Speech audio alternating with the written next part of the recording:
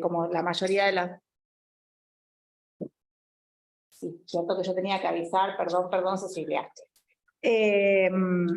Como la mayoría de quienes están acá presentes saben, hace poco tiempo, hace pocos meses, salió publicado por la editorial Eudeva, de nuestra Universidad de Buenos Aires, el libro La otra ventanilla, Judicialización de conflictos sociales en Argentina, que es un proyecto, ahora voy a contar en 2 minutos algo, pero digamos es un proyecto que fue posible gracias también a la programación de nuestra Universidad de Buenos Aires, programación UBASIT.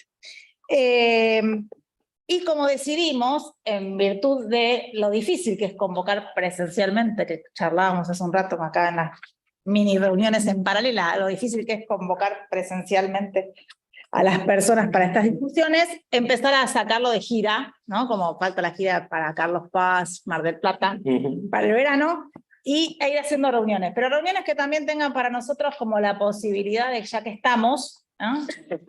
Seguir aprendiendo, seguir investigando, seguir formándonos. Así que la idea en general es tratar de convocar distintas personas que son referentes en el campo. Entonces hoy nos toca en esta casa de estudio, vamos rotando también de casa de estudio y de universidades, porque ahora comento algo, pero el libro un poco lo que hace es juntar distintas universidades y disciplinas. Entonces, en esta oportunidad tuvimos una brillante idea, yo creo, de juntar a Laura y a Víctor, que cae de maduro y no merecen, digamos, ni presentación necesitan, pero que también veíamos, conversando con Laura y con Gustavo antes, que pusimos a 15 años de ese libro, del libro amarillo, que el libro amarillo, todo el mundo lo conoce como el libro amarillo y el libro violeta, que es el otro, o lila. No son 15 años, son 14, pero 15 sonaba como con más efecto, más efectista, donde nosotros reconocemos en la introducción que hicimos para el libro La otra ventanilla con Gustavo, de alguna manera uno de los legados, digamos, es ese texto, el otro es también el texto de, que habían hecho por Eudeva, había salido, ¿no? Compilado por Luciana Berkovich y Gustavo Maurino, que también nosotros tuvimos una reunión en ASIC, y que juntaba una parte de los autores y autoras que están, de hecho, en La otra ventanilla. Y entonces, bueno, son 15 años de la temática, pero también son 15 años de la producción sobre la temática, la producción académica sobre la temática. Entonces los invitábamos a digamos, a una conversación. Digamos, no cuesta mucho, sabemos que Laura y Víctor tienen una tradición de trabajo conjunto, invitamos a ellos a una conversación. En este libro particular, en La otra ventanilla, la idea fue muy breve, comento, pero digo, la idea fue juntar investigadores e investigadoras de disciplinas muy diversas, ¿no? Esa es tal vez la particularidad del libro. Tratar de pensar desde investigadores e investigadoras de distintas universidades, la mayoría de universidades nacionales, y el CONICET, en muchos de los casos, personas que venían trabajando ya también hace mucho tiempo, digamos, o sea, tal vez hace 2 décadas, o sea, que venían viendo estos ciclos, que es parte de la discusión que le proponíamos a Laura y a Víctor previamente, sobre judicialización desde la sociología jurídica, la sociología política, la antropología jurídica, los estudios de protesta, la teoría política, o sea, digo, de verdad que hay muchas disciplinas adentro del libro y también, por lo tanto, muchos abordajes metodológicos, ¿no? Digamos, encontramos en el libro, digamos, desde etnografías, desde entrevistas, de trabajo con estadísticas públicas y con fuentes administrativas, es decir, hay un montón de cosas con la dificultad del acceso a la información, que para nosotros es el tema de lo que pasa en las puertas, en el adentro del Poder Judicial, y ese es un tema que el libro de alguna manera intenta dejar planteado. Y con protagonismo de algunos temas, digamos, como la cuenca Matanza-Riachuelo, que evidentemente, digamos, ha captado la atención, por ser una mega causa y por un montón de cosas, ha captado la intención de la investigación. Y vemos un montón de tesis ya, un montón de publicaciones, y en el libro, bueno, como 4 capítulos o algo así, digamos, vinculados con el tema de la cuenca Matanza-Riachuelo de diferentes entradas. Entonces, la idea que nosotros le propusimos previamente, sabemos que ellos van a hacer lo que quieran, digamos, no nos van a hacer caso seguramente, pero era como plantearles 3 interrogantes para que Laura y Víctor reaccionen y abrir la discusión. Invitamos también a otras personas que participaron en el libro, por ejemplo, acá creo que es Mabel López Oliva, y además también altamente conocedora del tema, así que invitamos a abrir después la discusión, pero dio 3 tópicos. Uno tenía que ver con alguna pretensión sobre la idea de ciclos, que surgió mucho en las conversaciones del armado del libro. ¿Hasta qué punto estábamos viendo ahora un juicio de desjudicialización? Hay cierta... mi mirada sobre mi percepción después de haber terminado ese acompañamiento de todo ese libro y haber escrito la parte que nos convocaba, era como cierto desencanto por parte incluso de las ciencias sociales sobre algo que había sido un objeto de cierto encantamiento al principio. Entonces creo que en las reuniones y digamos, en el espíritu había algo de eso. Pero bueno, ciclos que dependerán, entiendo, lo difícil de generalizar en este campo, tal vez dependen del tipo de derechos que estemos hablando, de la jurisdicción que estemos hablando, pero digamos, si podemos identificar algunas olas o ciclos e invitarlos a una reacción vinculada con eso. Un segundo punto, o una segunda invitación, tenía que ver con la discusión sobre los efectos. Como somos cientistas sociales, la mayoría ahí nos dimos una licencia con el tema de efectos bastante importante, pero digo, sobre la idea del tipo de efectos de los litigios, pero sobre todo pensando en términos de los efectos institucionales, ¿no? Sobre el propio Poder Judicial y otras instituciones también del Estado argentino, en la forma de hacer política pública, y cuando digo esto me resuena todo el tiempo algo que justamente brincó a Laura y a Víctor, a otros también personas del equipo en términos de la producción de indicadores, otro tipo de formas de hacer política pública y de relación entre derechos y política pública. Y el tercer punto, digamos, un segundo grupo de interrogantes más sobre los efectos que están viendo, digamos, y un tercer punto que es como, háganos el trabajo, sería, que es, bueno, ¿qué están viendo? Digamos, bueno, Laura tiene el rol de investigadora, digamos, entonces es rara la pregunta tal vez, pero la hago igual, en términos de las vacancias en la investigación, ¿no? Sobre este tema. Si uno se corre un poquito, toma distancia, por ahí en Víctor es más fácil, aún no sé cómo lo puede hacer, pero digamos, por ahí lo hace, digamos, en términos de, bueno, yo veo, por ejemplo, sobreabundancia de algunos temas, y hay algunos otros sobre los litigios más estratégicos, sobre los litigios más individuales, más rutinarios, en general vimos menos, y por eso algunas apuestas fuimos por ahí, pero no sé, por ahí eso no es tan así. Digamos, entonces, digo, ayúdennos a hacer el trabajo, sería el tercer punto, para el próximo tomo y los proyectos de investigación. Así que, sin más, yo me quedo callada acá, ahí quien quiera puede empezar, abierto, después, bueno, por ahí Gustavo modera más la discusión, y agradecerles a Laura y a Víctor. Bueno, si quieren dar apoyo. Por favor. Tenía ganas de empezar. Bueno, primero agradecerle la invitación a comentar el libro, celebrar que se haya publicado. Yo creo que, y también me parece interesante el diálogo que establecen entre este libro y el libro amarillo, que yo creo que en realidad debería ser un diálogo con los dos libros, con el amarillo y con el lila, le voy a decir por una cuestión electoral, el amarillo y el lila, porque yo creo que hay por lo menos una preocupación compartida en lo que fue las investigaciones que coordinamos con Laura hace 15 años atrás y este libro, que es la preocupación por la efectividad en la protección de los derechos, ¿no? Creo que pensaba cuando leía el libro todo el debate que se daba a mediados del siglo XX, hacia el fin del siglo XX, sobre democracia formal y democracia sustantiva, y toda la discusión que dieron muchos movimientos sociales sobre la igualdad formal y la igualdad real o sustantiva. Y parte del debate del libro es, bueno, ¿cuáles son los derechos en el papel y cuáles son los derechos en la acción? Y tiene mucho que ver con el debate, y vuelvo sobre la campaña electoral, de lo que se está discutiendo hoy en día. Pienso cuando uno escucha el temor a que la ultraderecha venga por los derechos, y del otro lado que dice, ¿qué derechos? Si no tenemos derecho, si nos matan, si la educación no funciona, si no tenemos... O sea, la discusión sobre la efectividad de los derechos me parece que estaba en el libro anterior y en este libro. Y me hizo acordar mucho, leyendo hace unos años un texto de Sonia Fleury, la socióloga brasileña, sobre el Estado social y la reforma constitucional brasileña del 88. Ella establecía en un libro que se llama Estados sin Ciudadanos, una relación de cómo los cambios sociales son resultado de procesos complejos que a veces no son sinérgicos, ¿no? Y hablaba de 3 tipos de procesos que creo que el libro intenta también tener en cuenta. Por un lado, la subjetivización a la construcción de un sujeto social, que es el titular del derecho, el que reclama, el que está detrás de la demanda social, de la movilización social. Otro proceso es la constitucionalización, que ella le llama constitucionalización, pero es que el reconocimiento de derechos es una estructura legal, nuevos derechos y la extensión de derechos a nuevos grupos de ciudadanos. Y un tercer proceso que es la institucionalización, que es la posibilidad de crear una estructura político-administrativa capaz de garantizar la efectividad y la exigibilidad de los derechos a través de políticas públicas sostenibles, presupuesto, estabilidad de esas políticas, acuerdos políticos. Ella decía, la hipertrofia de uno de los procesos, o sea, por concentrar la mirada en uno de los procesos debilita la mirada integral. La hipertrofia de la institucionalización es la normalización burocrática. Nosotros, la crítica a los estados sociales, los procesos de estandarización, la asistencia sin derechos, fue parte de la crítica que hacíamos también en los otros libros. La hipertrofia de la constitucionalización es la judicialización de la política. Y creo que eso también es algo que se critica en los distintos libros.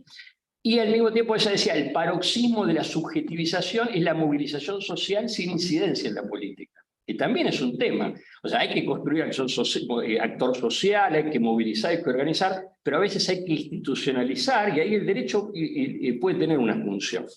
Entonces, creo que el libro trata de mirar el proceso de judicialización con una perspectiva compleja, donde la judicialización es una de las acciones del repertorio de acciones colectivas. Yo sigo planteando que no debería ser la vía principal de efectivización de los derechos. Creo que es un camino muchas veces oblicuo que reemplaza debilidades de otros espacios de mediación social y política, y creo que el libro lo refleja, pero es parte del repertorio y es importante una mirada compleja sobre la judicialización. Ni el Poder Judicial es una herramienta de opresión de la clase dominante, como sí plantean muchos los autores, por lo menos en mi opinión, no es solo eso, es un espacio complejo, y la judicialización no es la respuesta al cambio social, ni la principal vía, y me parece que el libro marca un poco esa complejidad. A veces la judicialización puede tener efectos de avance en términos de derechos, de poner temas en la agenda pública, y otras veces tener efectos regresivos o efectos complejos, difíciles de marcar, y ahí yo creo que el libro hace un aporte fundamental al mirar procesos en el tiempo. Yo pienso, Mabel escribió mucho sobre los subsidios en la ciudad, Laura también fue su tesis de maestría, me acuerdo de ambas, creo, ¿no? de política social. A mí me tocó estar en el jurado, y miramos esos procesos, cómo se daban en las primeras etapas, y este libro viene a completar un poco la mirada de lo que fue pasando en términos de los cambios que se dieron en la estructura del Poder Judicial en la Ciudad de Buenos Aires, en los cambios en el fuero contencioso, e incluso también los cambios en la normativa, ¿no? Y cómo eso fue influyendo, pero al mismo tiempo cómo ese proceso de judicialización dejó legados, por ejemplo, de institucionalidad en nuevos actores que antes no existían. Entonces creo que primera cuestión para plantear, que creo que compartimos con el libro anterior, el enfoque en el problema de la efectividad en la protección de los derechos, y no es un tema solo de la facultad, es un tema, como estamos viendo hoy, es un tema del debate de la democracia y del modelo de sistema democrático que estamos construyendo en la actualidad. Creo que todos los textos apuntan a eso. Me parece particularmente interesante a mí el de Karin Mulovich, sobre todo por el intento de construir un indicador de condiciones de protección de derechos, y al mismo tiempo, si uno mira, ella misma reconoce al final la debilidad del indicador que terminó de construir, y en parte por problemas de información, que es lo que vos mencionabas. Y creo que eso es un tema también que atraviesa. Es necesario mirar procesos y medir, pero para medir tenemos serias dificultades en términos de la información de que disponemos, sobre todo cuando queremos construir indicadores. Ella produce, por ejemplo, hace todo un análisis de indicadores de protección vinculados con violencia, y le pone, ese indicador tiene un 50% de preeminencia del indicador, el compromiso presupuestario, pero no puede medir el gasto presupuestario desagregado por género. Entonces utiliza el gasto por infancia, que claramente no es lo mismo que el gasto vinculado con violencia de género, y eso se refleja después, me parece a mí, en los datos, y marca un poco la tendencia general de las dificultades que hay para las mediciones en términos de eficacia de esos procesos. Dos o tres cuestiones más para... yo no sé si podría decir que no podría decir si hay una segunda ola, un cambio de perspectiva. Yo creo que hay elementos novedosos de cuando nosotros trabajamos en ese libro, y si uno lo mira desde principio de siglo hasta acá, digamos, en términos de cómo se piensan los procesos de judicialización. Algunas cosas que a mí me parecen importantes para marcar que eran más problemáticas cuando salió el libro amarillo. Yo veo, por lo menos desde el observatorio que tengo de la Procuración Fiscal, que sirve para algunas cosas sí, para otras no. Miro casos que vienen de la Justicia Nacional, pero miro también los casos que vienen de la Justicia Provincial. No todo llega a la Corte, eso es un límite, pero al mismo tiempo se amplifica mucho al ver también temas de conflicto de competencias y demás. Entonces, algunas cosas que puedo identificar intuitivamente y que las planteo para que después ustedes las verifiquen y profundicen. Una de ellas, yo creo que, a diferencia de lo que pasaba en las primeras etapas, que nos sorprendíamos, nos emocionamos más con el litigio colectivo, hay un cierto acostumbramiento al litigio colectivo. Más reglas, es menos incierto el conjunto de reglas que rigen la acción colectiva. Pese a que no hay ley, ¿no? Y sigue siendo muy pretoriano y se construye caso a caso, pero hay un litigio colectivo consolidado en temas ambientales, en temas de usuarios y consumidores, en temas de salud. Y yo creo que eso ayuda, digamos, a tener una justicia más preparada para el litigio colectivo, por lo menos a nivel nacional, ¿no? Incluso todo lo que es la determinación de la clase, las representaciones, los modelos remediales. Nadie se sorprende, digamos, con cosas que a principios del siglo XXI eran novedosas o creativas o sorpresivas. Un segundo punto que me parece muy relevante, que yo creo que también está planteado en varios artículos del libro, sobre todo cuando analizan procesos de judicialización en la ciudad de Buenos Aires y en la provincia de Buenos Aires, en temas de vivienda y tierras, es como el nuevo rol de los ministerios públicos, en particular el Ministerio Público de la Defensa. Si uno piensa, nosotros, el primer caso de litigio, uno de los primeros casos de litigio que hicimos en el programa DESC del CELS a mediados de los años 90, fue para obligar a la Defensoría Pública General a que patrocinara a una víctima de un delito. ¿Por qué? Porque la defensa pública era defensa del imputado, era la defensa penal. No había un área de la defensa pública para proteger derechos sociales, ni derechos ambientales, ni derecho a la vivienda. Bueno, hoy hay un actor nuevo que es el Ministerio Público de la Defensa, también el Ministerio Público Fiscal en las áreas no penales.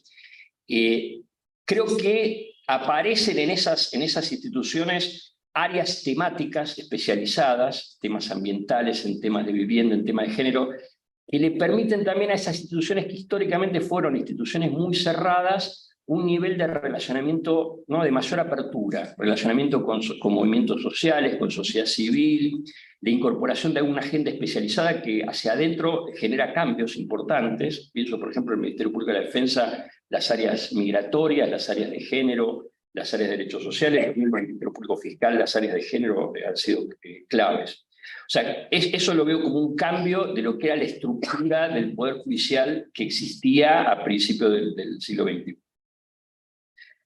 Dentro de ese elemento, otro elemento importante es la descentralización y la mayor presencia en el territorio. Cosa que también era la idea del Poder Judicial, ¿no?, como palacio centralizado para que la gente no entrara, ¿no? Hay como un cambio de lógica de descentralización de oficinas judiciales en el territorio. Con todas las complejidades que tiene llevar la justicia al territorio, llevarlo al Ministerio Público al territorio, hay muchos de los textos que plantean esa contradicción o ese conflicto. Pienso el texto de Cravino y Clara Feinstein, ¿no?, la encuesta sobre la función del Poder Judicial y la cara del Poder Judicial, la cara represiva y la cara de protección social. Incluso el Poder Judicial, en los tiempos rápidos con que realiza desalojos y los tiempos lentos con que garantiza los procesos de regulación de tierras y de urbanización. Yo creo que eso está ahí, y creo que también es clarísimo la charla que tienen las expertas en violencia institucional, ¿no?, de Tiscornia, Daroki, Gemureman y Elía, ¿no?, donde ahí aparece como la mirada de la faz, de la cara penal, de la aldea penal, como le llama Tiscornia, es difícil de separar de la presencia que puede tener una oficina de la defensa pública o del Ministerio Público Fiscal en el territorio. Todo es un proceso complejo, porque uno pensaría, bueno, los barrios, los sectores populares van a temer de la intervención y van a ser refractarios ante la intervención del aspecto más represivo de la justicia. Sin embargo, un elemento que surge de las mesas de discusión de Riachuelo es cómo en los barrios se pide más presencia policial, no menos presencia policial. Más hay demanda de persecución del delito, tanto como demanda de vivienda. Entonces, la cuestión es mucho más compleja de cómo a simple vista se ve la faz represiva y la faz de protección. Un tema que me parece muy interesante del libro, de muchos, y que lo marco, es cómo los procesos de judicialización impactan en la configuración de esas instituciones particulares del sistema judicial. En parte, no hay tanto análisis sobre cómo impacta en el Poder Judicial, no vi mucho análisis de eso, pero sí sobre cómo impacta en el Ministerio Público de la Defensa, tanto a nivel nacional como en Cava, ¿no? Y eso me parece interesante. El texto menciono solamente el texto de Pilar y de Gustavo, cómo el trabajo de litigio en materia de vivienda genera toda un área específica dentro del Ministerio Público de la Defensa, hasta casi el 80% del trabajo durante un tiempo del Ministerio Público de la Defensa de la ciudad, y cómo cambia eso a partir del cambio de la normativa del subsidio de vivienda. O sea que ese litigio, ese proceso de litigio, incide en la configuración de un área específica dentro del Ministerio Público de la Defensa y empieza a cambiar esa área a partir de un cambio en la política de vivienda, cuando cambia la posibilidad de extender el subsidio y empieza a bajar el número de casos que se judicializan. También el Ministerio Público de la Defensa cambia, digamos, el énfasis en las acciones de amparo. Y en el texto de Gabriela de la Mata también me parece muy interesante la incidencia que tiene el Ministerio Público de la Defensa en el litigio, en los primeros litigios de urbanización e incluso en el litigio de regularización de las elecciones de dirigentes barriales, los casos que ella le llama de elecciones, no me acuerdo el nombre del caso, pero ¿cómo es? De Filipo. Y después cómo a partir que el gobierno de la ciudad empiece a implementar, ella lo ubica 2015-2016, empieza a implementar programas de urbanización, el Ministerio Público de la Defensa se incorpora en los mecanismos participativos que crean esos programas. O sea, de litigar empieza a integrar esos mecanismos. Ella me hace una distinción que a mí me parece interesante entre juridificación y judicialización, porque lo que hace el Ministerio es controlar en términos legales lo que son los programas de urbanización en los barrios que se intentan urbanizar a partir de esas políticas. Entonces, ese tipo de estudios me parece central, o sea, cómo la judicialización impacta sobre las propias instituciones del sistema judicial. Me gustaría pensar, vuelvo ahora por ahí a áreas de vacancia, cómo pensar en los cambios dentro de la propia institución judicial, ¿no? Entonces, un primer cambio en ese sentido, estas nuevas instituciones, las áreas especializadas, la descentralización. El otro tema que yo veo también, no tengo claro, digamos, que haya como un cambio de perspectiva sobre la judicialización en general, pero sí lo que veo, y esto en el tipo de casos que veo, pero también en el diálogo que integro redes, ¿no?, con organizaciones que litigan, con abogados litigantes, un cierto cuidado en la estrategia de litigio, sobre todo en la selección de la escala del litigio. Yo creo que había, cuando nosotros hicimos el libro, como un interés central en lo que llamaba el litigio grande, de tamaño grande, el litigio estructural. Incluso me acuerdo que muchos, cuando discutíamos el libro, había un debate, ¿este es estructural o no es estructural, ¿no? ¿Este es litigio estructural o no es litigio estructural? Yo creo que, sobre todo, si uno mira la perspectiva desde el caso de Riachuelo y los aspectos que fracasaron del litigio en el caso de Riachuelo, hay un replanteo de la lógica del litigio estructural y un mayor cuidado por seleccionar una escala que sea manejable por el Poder Judicial realmente existente, ¿no? Y pensado en función del remedio que se busca y del tipo de discusiones que se pueden dar más razonablemente en el ámbito judicial y las que difícilmente se pueden dar en el ámbito del Poder Judicial. Entonces, creo que ahí hay Eso me parece un tema interesante para mirar, ¿no? El debate sobre la selección de la escala del litigio. Desde el litigio individual, pero en litigios que son asuntos que tienen un interés, reflejan intereses individuales homogéneos, intereses públicos, hasta un litigio colectivo de un tamaño menor, digamos, en escala a lo que la causa Riachuelo. Pienso muchos litigios interesantes, por ejemplo, los que tienen que ver con aceite de cannabis para fines medicinales, ¿no? Que fue una serie de acciones individuales y colectivas, en la justicia provincial y la justicia nacional. Un litigio no tan estudiado que es el litigio de secularización del Estado, ¿no? Y la separación Iglesia del Estado. Pienso el caso Castillo, el caso PDH, el caso Rueda y otros casos vinculados incluso con la implementación del aborto no punible y ahora para la superación de obstáculos en la implementación de la ley de IVE. Creo que ahí hay todo un campo interesante para mirar, que no es el litigio, el mega litigio estructural, pero un litigio colectivo, de impacto colectivo, donde se observa que hay como un cuidado en la selección de la escala del litigio y que lo hace al mismo tiempo más fácil de medir en cuanto a impactos, o por lo menos generar impacto más mensurable respecto de lo que es el litigio estructural. La última cuestión que quiero plantear es sobre, me parece muy interesante, es una serie de capítulos sobre el caso Riachuelo.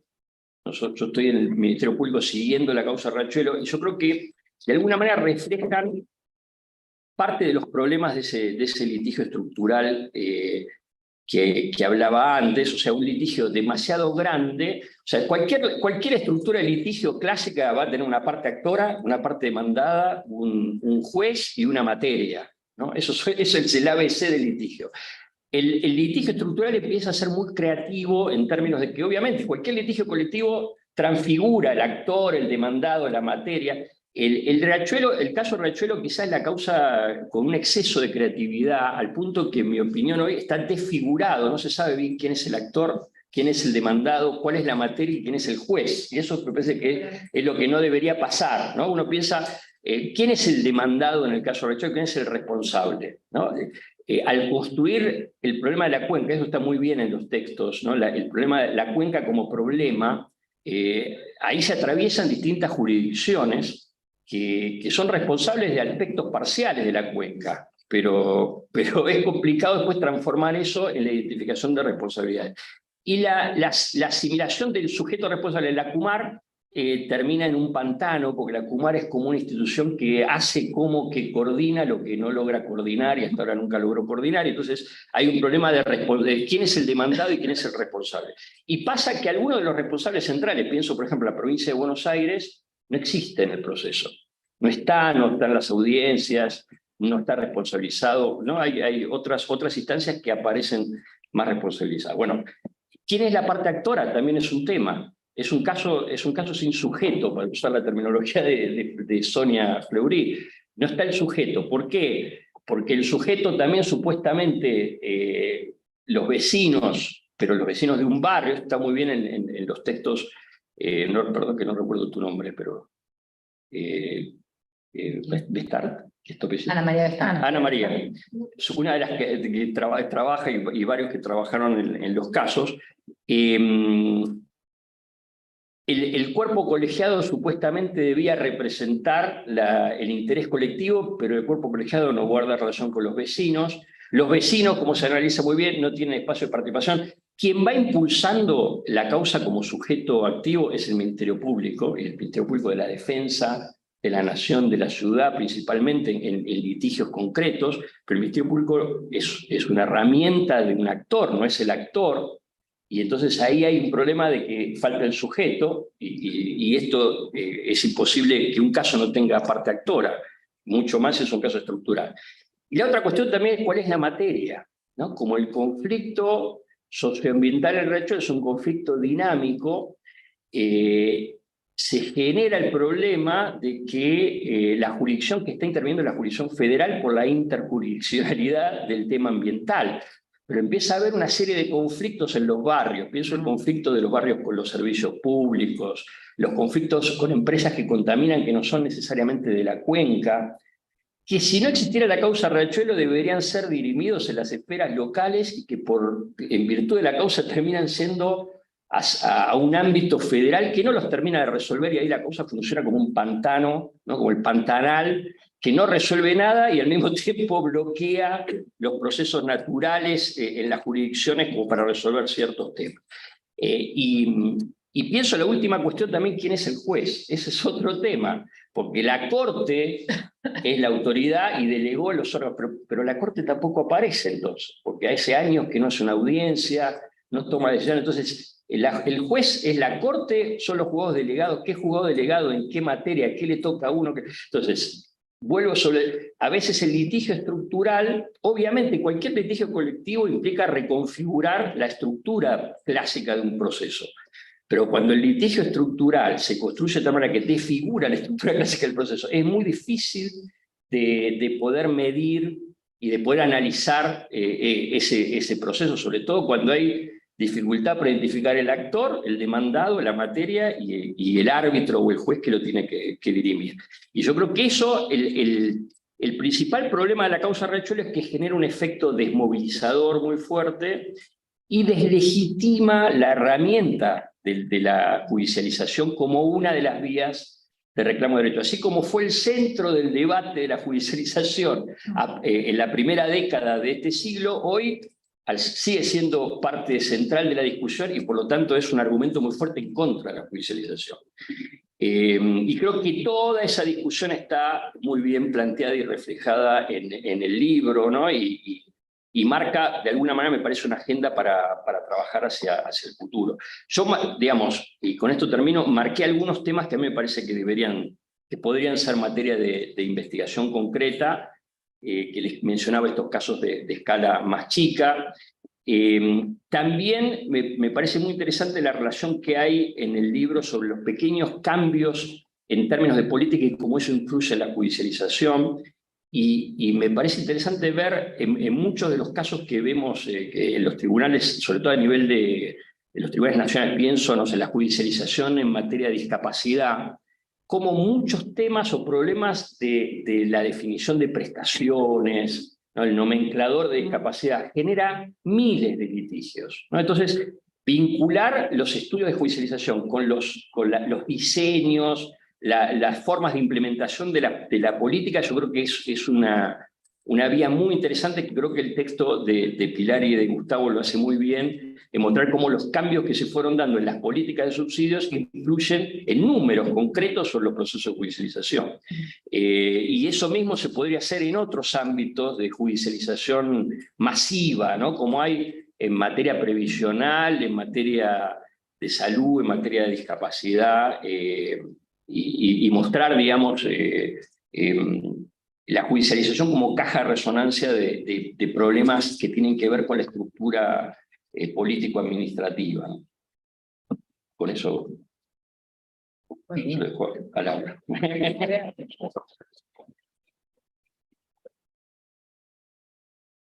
Bueno, muchas gracias también por la invitación a pensar, por pensar en esta clave.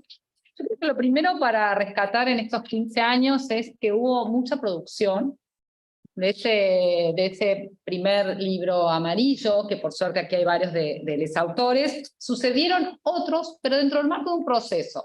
Yo creo que cuando pensamos este libro, Víctor, solamente teníamos algunas definiciones y alguna intuición. Vos mucho más que yo, porque conocías mucho más el actor judicial que yo, y en tal caso yo conocía la política social. Y el gran caso que nos inspira era la judicialización del plan Jefas y Jefes de Hogar. Porque habíamos estado muy cercanos del proceso de definición, de dónde ubicarlo, porque de la mano de la judicialización del plan Jefas y Jefes de Hogar venía la discusión sobre lo contributivo o no contributivo, que ya en el 2006 la Corte había avanzado centralmente con el caso Reyes Aguilera, con Chocobar 1, Chocobar 2, entonces tenía esto, en qué juzgado se radicaba ese amparo, que de hecho eso fue también parte y queda reflejado en el capítulo que participó Pili, en todo ese ping-pong procedimental que hubo para ver quién tomaba ese caso. claro, que fue como súper con Carolina Farsan y demás, que fue como súper interesante, pero ese era el tema de, bueno, ese vínculo, y de hecho ese libro tiene un último capítulo del enfoque de derechos humanos. Estábamos como en el momento de consolidar esas dos líneas, entonces la política social tenía esa mirada y era importante. Ahí no había otra ventanilla, pero sí había la puerta giratoria, que el trabajo de Mabel lo mostraba, después luego lo recupera en otro brillante trabajo Laura Arroyo, y también creo que fue parte de un proceso de investigación, si bien en estos dos libros no se conforman de un propio equipo de investigación, nosotros integramos un equipo de investigación que tenemos nuestra producción, esto es invitaciones más abiertas, pero en los dos procesos, y eso quiero rescatar para una agenda de vacancias futuras, porque ha sido un aprendizaje que potenciamos y que resulta muy importante, hubo muchísimo debate antes de salir con esta producción. Es decir, los seminarios de discusión, con comentarios más amorosos, menos amorosos, más amigables, menos amigables, y tenemos algunas anécdotas imperdibles, que son parte de todos esos procesos, pero tenía que ver con esa construcción que me parece muy importante cuando son estas compilaciones que no suelen ser frecuentes. Porque también hay una parte importante para ver, bueno, estábamos abriendo un campo y junto con el enfoque de derechos, y eso también me parece que es una doble clave de lectura. ¿Y por qué digo junto con el enfoque de derechos? Porque había un consenso conceptual, pero era muy difícil bajarlo a la realidad de sistemas en América Latina de políticas sociales absolutamente asistenciales y absolutamente formateados bajo la lógica de la focalización. Entonces ahí había todo un debate importante, entonces esa doble clave nos permitió dos cosas creo que bastante claras, y creo que bastante prematuramente en un debate disciplinar que me parece también importante en términos de la interdisciplina con la cual trabajamos en todos estos procesos.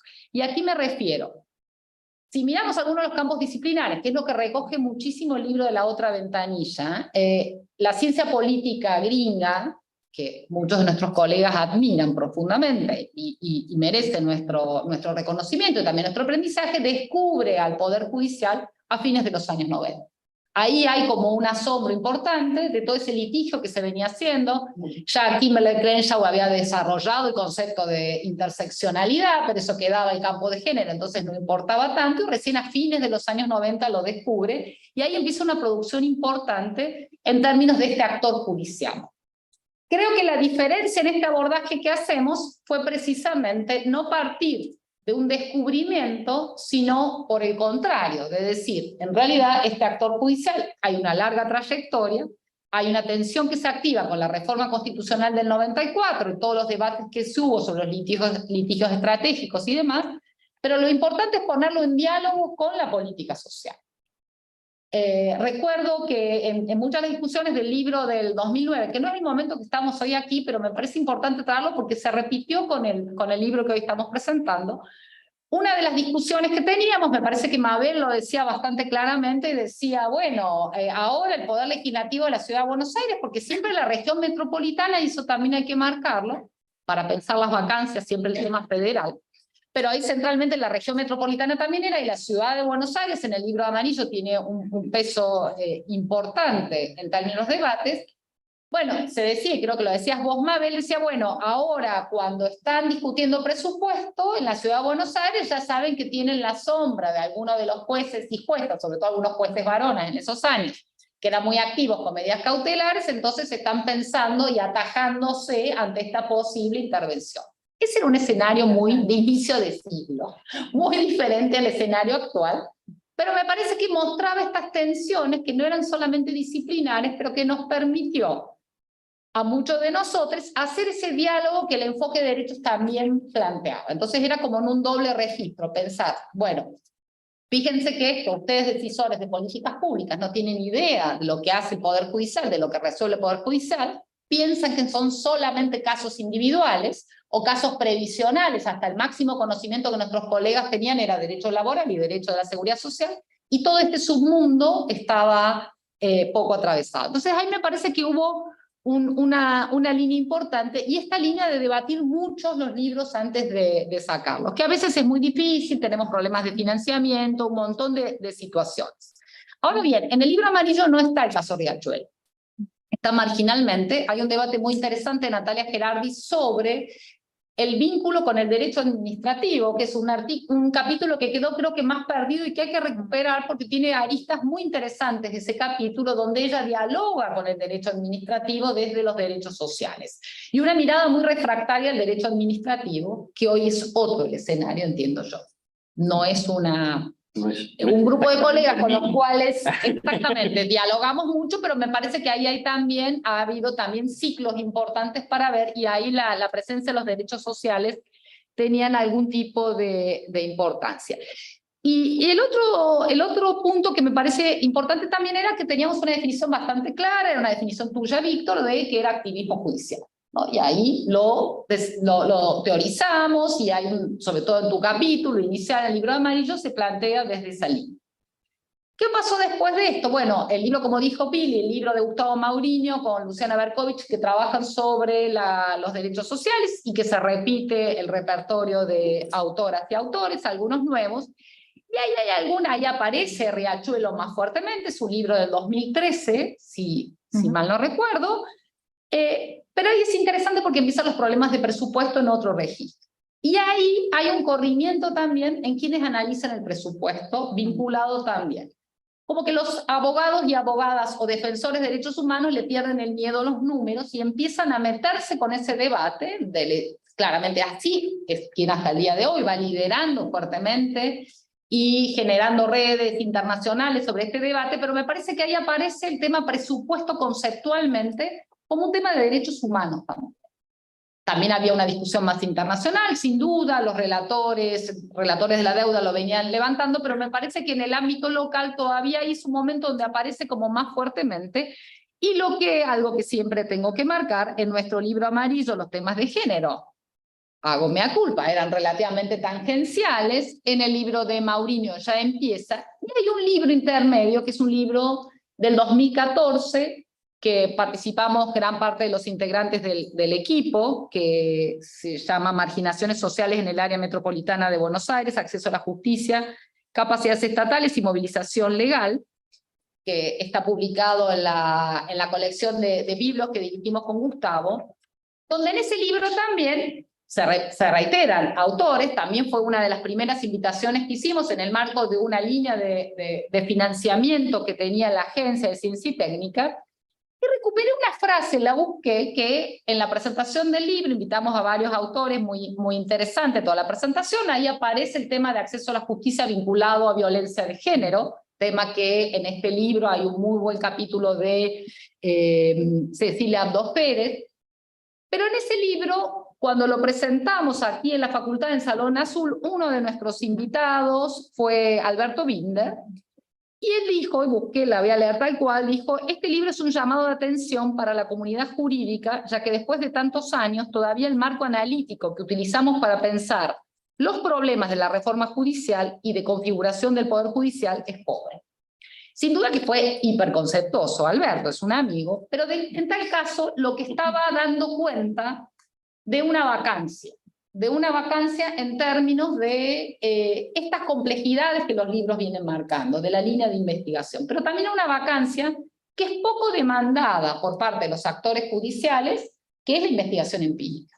Digo, en un momento, como decía Víctor hoy, donde el relato parece que es lo único que existe, hay narrativas, y todos los que venimos construyendo, Lorena puede dar cuenta, Lorena Ballardini, de la dificultad que es armar desde el Estado la construcción de información, para que hoy estemos en un escenario político que diga todo es un relato, todo es una narrativa. Entonces todo nuestro trabajo, la verdad, que nos deprimimos mucho porque tiene bastante poco que ver.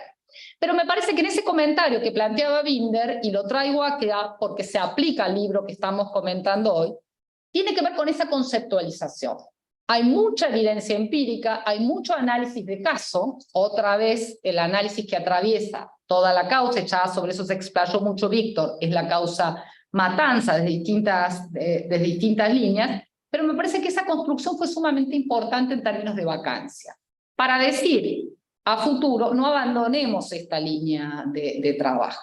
Y ahí es el salto que da este libro de La Otra Ventanilla, y me parece que es sumamente importante. En otro libro del equipo, y disculpen las autorreferencias, pero estamos aquí entre todos nosotros que vamos construyendo estas líneas de interpretación, recuerdo cuando empezábamos a trabajar este concepto de brechas de bienestar, y quizás antes, había una necesidad de empezar a leer a los críticos del derecho, ¿no? Sobre todo un artículo de ustedes dos, una demanda de decir, bueno, ¿qué están aportando? ¿No? La sociología venía también, la sociología francesa, Supiotti y todo esto, pronunció horrible todo. Ya saben que solo cordobés puedo hablar, pero toda esa línea también estaba demandando una posición importante respecto conceptualmente. Entonces la teoría crítica del derecho era importante verla. También en esta facultad había ciertos sectores muy vehiculizados en ese debate, pero ese debate no dialogaba con la investigación, y me parece que ahí fue sumamente importante en el paso de lo que aporta la otra ventanilla. Y ahí la otra ventanilla también quiero destacar la convocatoria que Pilar y Gustavo y todo el equipo acompañó de hacer un proceso de diálogo participativo. Hubo muchísimo trabajo atrás, muchísimo trabajo durante, y también una súper buena onda y apertura de los invitados para discutir, cosa que tampoco, y hay que subrayarlo en esta academia tan narcisista, es bastante difícil lograr. Pero ambos, Gustavo y Pili, en su libro al principio, dice, bueno, ¿nosotros qué buscamos hacer? Analizar la acción del poder del Estado menos estudiado por las ciencias sociales, y extendemos esta invitación a recorrer los problemas conceptuales y metodológicos que se reponen y se revisitan en las investigaciones sobre la judicialización desde un variado abanico de disciplinas, y las empiezan a nombrar. Con lo cual todo lo que yo dije no es novedoso, porque ese es el objetivo que ustedes tienen.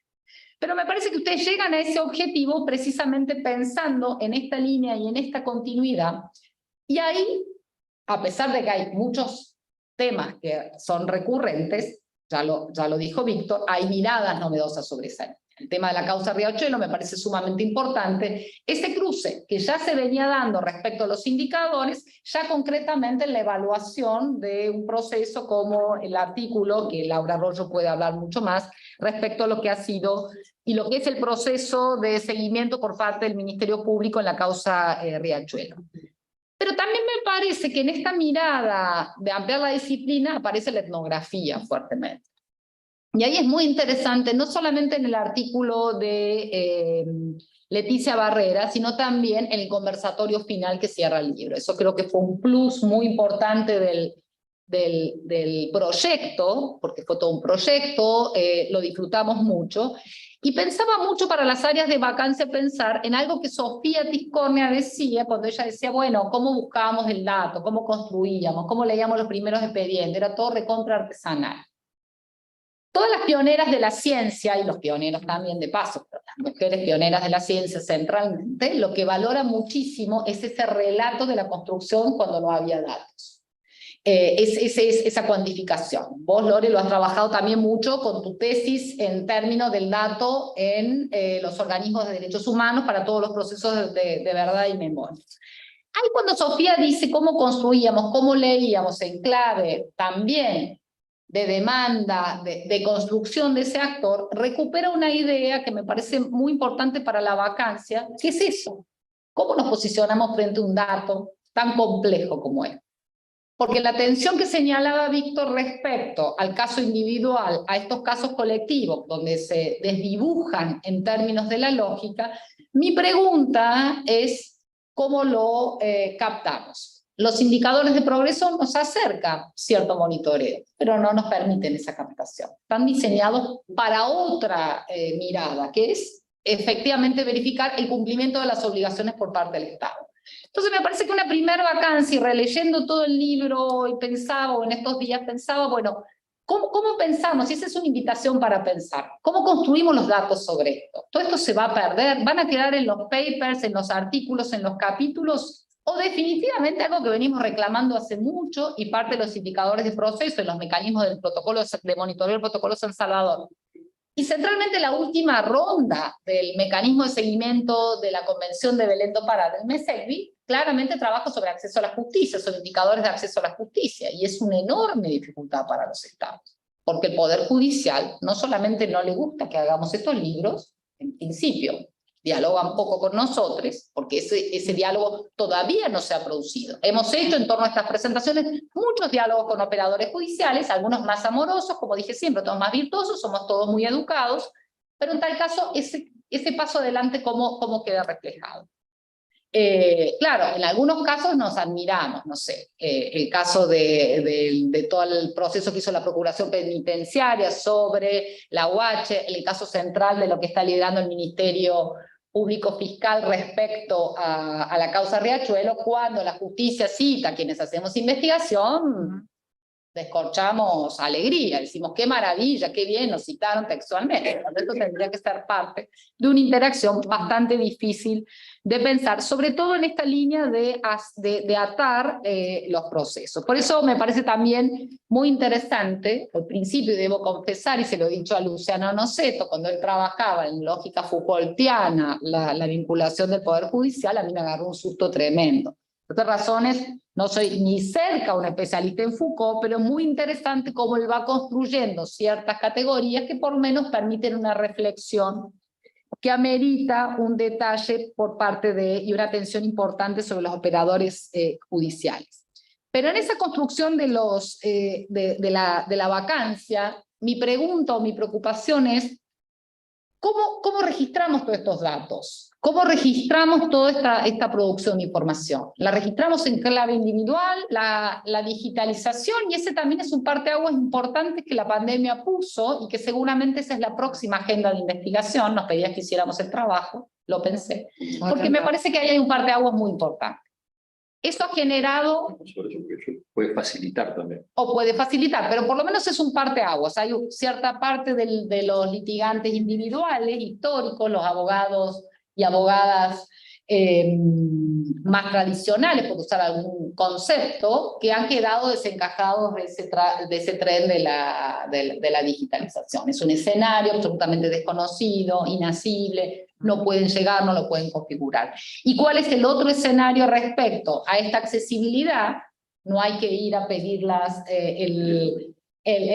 ¿cómo se llama? El desarchivo, buscar las causas, esos trabajos que hicimos tan laboriosamente para poder acceder al Poder Judicial, que sería un virtuosismo. Ahora, dicho este virtuosismo, ¿cómo lo transformamos en objeto de investigación? Y yo tengo preguntas, tengo una preocupación, pero no sé cómo lo podemos llegar a hacer. Y ahí me parece nuevamente que la interdisciplina aporta elementos bien interesantes. De la misma manera, me parece, y varios de los capítulos del libro que trabajan también sobre todos los asentamientos populares, toda la judicialización, ya son más cautelosos, ya no son tan virtuosos como en el libro del 2014, ya hay una mirada distinta, una problematización, un cansancio, un límite a esa alfabetización jurídica que se promovió fuertemente también con los sectores más desaventajados. Eso el libro da cuenta de esa línea, esto que Víctor también decía, en términos, bueno, ¿cómo hacemos los derechos o el iure y el facto en esta línea? ¿De qué ejercicio estamos hablando? Ahí también me parece que hay una línea que se abre importante en términos de una mirada, que es una de mis preocupaciones permanentes, que son las desigualdades estructurales, respecto a ciertos puntos que podrían ser trabajados transversalmente. Me refiero concretamente a los temas de género, y entonces cómo todo el escenario que se abrió post-pandemia, donde hubo impedimentos ciertos en un primer línea para aquellos que las defensorías, y en esto que planteaba Víctor, las defensorías están muy habituadas a la provisión directa. Mabel creo que tiene una larga experiencia respecto a todas estas situaciones que van llegando, y la ausencia de respuestas. Ese momento que la pandemia tensionó inicialmente, bueno, ¿cómo esto se va a reconfigurar en estos términos de desigualdades estructurales? Dando que hay un cansancio institucional muy fuerte también por parte de la población. Ese cansancio institucional de esas líneas de litigio me parece que también pueden convertirse en una pregunta de investigación. Vamos a ir por esta vía, vamos a ir por la vía de la organización, y lo que queda, siguiendo un poco la argumentación que planteaba Víctor, que es el tercer punto, la tercera pregunta que yo me propuse, y viste que seguí tal cual las recomendaciones, estuve así, muy bien. Me parece que es Algo que también el equipo lo hemos trabajado mucho Ana María, Maximiliano Carrasco también, Ana María Bestar, sobre el tema de esta tensión de los litigios individuales históricamente en la seguridad social y los colectivos. Y eso queda, y ahí vuelvo al principio, con lo que nosotros auguramos un mejor escenario con Chocobar y con todos estos casos iniciales, al inicio de esa discusión entre lo contributivo y lo no contributivo, la hermanita menor, con los casos en la justicia no contributiva, nos quedaron en un limbo. No quiere decir que los casos no se estén resolviendo, que no sigan toda una línea de judicialización ahí, pero ahí entramos con otros actores distintos junto con el sector salud. Y algo que olvidé decir al inicio, que me parece que era importante también, recuerdo que el caso de, cuando iniciamos el libro, el caso estrella era la famosa vacuna, ¿te acordás? Sí. La vacuna Viceconte, todo el proceso que hubo con Viceconte, una disposición también, y de ahí parte construimos la definición del activismo judicial, porque esa integración de este tribunal era una maravilla, se prestaban a ir a todos, los llevamos a todos lados, todos los congresos, era maravilloso, estaban fascinados con la repercusión que tenían, con el laboratorio que habían hecho, etcétera, etcétera. Bueno, ¿qué casos estrellas tenemos hoy? Cuando todo ese litigio en salud creció exponencialmente, sobre todo por líneas de crecimiento privado, digamos, claramente obras sociales y medicina prepaga. Si hay, por ejemplo, toda la agenda de cuidados, una agenda que lleva a eso fuertemente, porque internaciones domiciliarias, etcétera, etcétera, encuentra un momento. Digamos, ya no son los casos solamente de las prótesis, donde ahí ya veíamos también una discusión jurisprudencial muy fuerte. Si por el caso de una prótesis, la implementación de una prótesis, resolvían en términos de derecho a la salud o como derechos de usuarios y consumidores por incumplimiento contractual. Esa línea no tenemos mucho registro. No hemos hecho muchos estudios posteriores, hay algunos, Paola Vergallo algunos trabajos hizo posteriormente, pero me parece que también hay un campo, y cierro con la mirada transversal, que lo que nos falta es mucho conocimiento de las jurisdicciones provinciales. Y ahí me parece que queda un punto muy grande, abierto, una agenda muy grande, muy costosa en términos de la falta de financiamiento que tenemos en la investigación. Hubo algunos esfuerzos por hacer algunas encuestas de necesidades básicas insatisfechas, pero fíjense, es interesante, en este libro que viene de las ciencias sociales, esa encuesta casi no es consultada. Discutimos los déficits, lo que quieran, pero era una encuesta en la cual por lo menos aproximaba ciertas lógicas y es marginalmente citada, digamos, y esa fue un esfuerzo. Entonces me parece que de cara a la agenda federal, hay muchas jurisdicciones y tenemos conocimiento, un poco conocimiento boca a boca de procesos que van haciendo las defensorías. Y otra vez el actor del Ministerio Público, defensorías que construyen indicadores, que están desesperados por tener datos o porque tienen datos, no saben qué hacer con los datos, y alguna basecita de datos arma que le hemos recomendado también nosotros que hagan. Por favor, no desperdicien ningún dato, úsenlo, júntenlo, tal. Y todo eso tenemos bastante poco conocimiento qué está pasando en las jurisdicciones.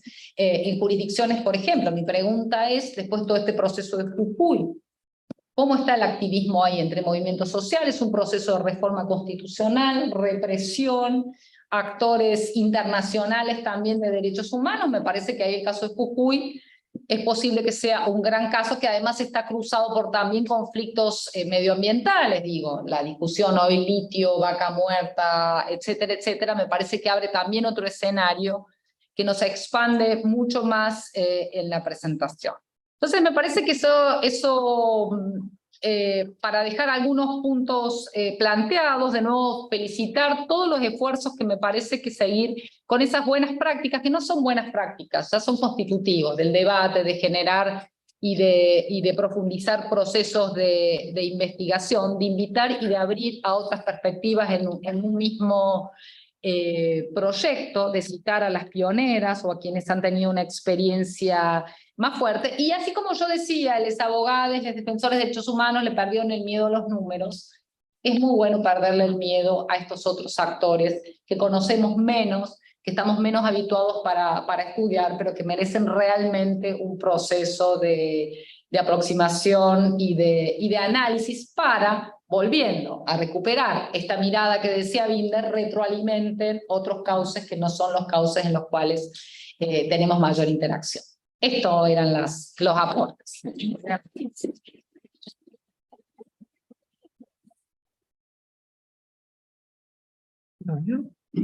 Bueno, gracias Laura y Víctor. Bueno, la idea es abrir una conversación, por supuesto.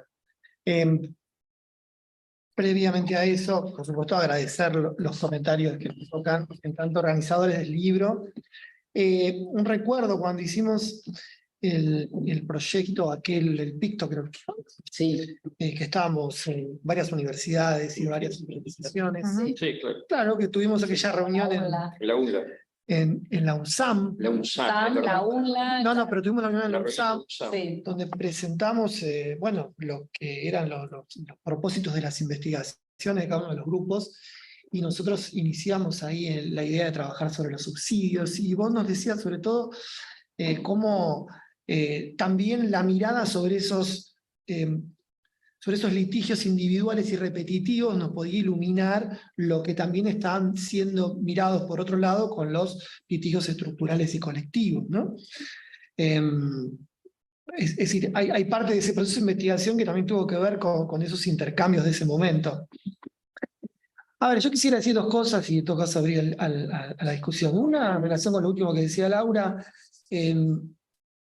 en el caso particular de la sociología, que es lo que yo más conozco, la sociología ha tendido a abandonar la investigación sobre el campo legal y jurídico, en términos generales, y ese abandono no es reciente, es un abandono más histórico, que ha sido ocupado por, bueno, las casas de derecho, ¿no? Básicamente... Un sector de la antropología. No, está bien, pero particularmente la sociología del derecho, o la sociología legal, es una materia que está instalada en las casas de estudio, en las escuelas de derecho, ¿no? Y que tiene toda una historia, bueno, no vale la pena mencionar aquí, pero que creo que tiene una lógica, en el caso de la sociología, llamémosle, más vinculada con las escuelas de sociología, o las facultades de sociología, una relación muy refractaria con la investigación sobre este asunto. Si bien, digamos, el debate más político sobre el problema de la ciudadanía y los derechos no es un debate ajeno, ¿no? Pero, digamos, la penetración en los pliegues de lo que implica involucrarse en el análisis de lo que, por ejemplo, son productos de este libro o los que hemos mencionado aquí, es, creo, también un propósito de nuestro trabajo, que, bueno, entre otras cosas, trabajamos en la carrera de sociología, y con el propósito, digamos, de intentar incentivar una reflexión sobre un problema que en principio es un problema sobre el Estado, y en particular un problema sobre un poder del Estado, ¿no? Y que en esa discusión pareciera que el problema del Estado está asociado solamente con el Ejecutivo, y hay una suerte de desplazamiento en relación a la posibilidad de un estudio más profundo de algo que, bueno, tiene como material empírico unas cosas muy complejas. No se enseña a estudiar y a investigar estas cosas. Todo el grupo que viene de la investigación en los estudios urbanos, sobre todo, han tenido que meterse en esto, y creo que deberían producir, inclusive, materiales más metodológicos para poder proporcionar inclusive lo que son los propios insumos para poder enseñar esto en las propias carreras de sociología, cosa que no se hace. Y la ciencia política creo que pasa más o menos lo mismo, ¿no? No me aventuraría tanto, pero creo que está pasando más o menos lo mismo.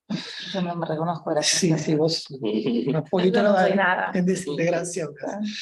Entonces hay una buena parte, digamos, también de estos materiales que deberían ser aptos para incorporar, llamémosle, a las nuevas generaciones, ¿no? A pensar estos problemas, a la formación de estos temas, y donde creo que uno puede hablar y mencionar 4 o 5 personas que se ocupan de estos temas, por ejemplo, en la Facultad de Ciencias Sociales, en la carrera de Sociología, ¿no? Es decir, inclusive en la ciencia política. O sea, hay todo un asunto que tiene que ver con la interdisciplinariedad, que también es como, no sé si cabe, pero una especie de intención pionera en ese campo, porque inclusive las personas que han sido invitadas a hablar desde el lado del conversatorio, son personas que han estudiado el Estado penal, ¿no?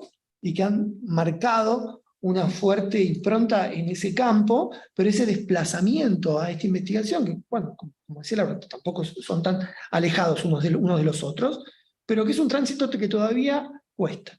Y por eso, digamos, también el reconocimiento de esos legados de quienes han abierto este campo, que toca, bueno, ustedes como parte de ellos y los otros libros que hemos mencionado.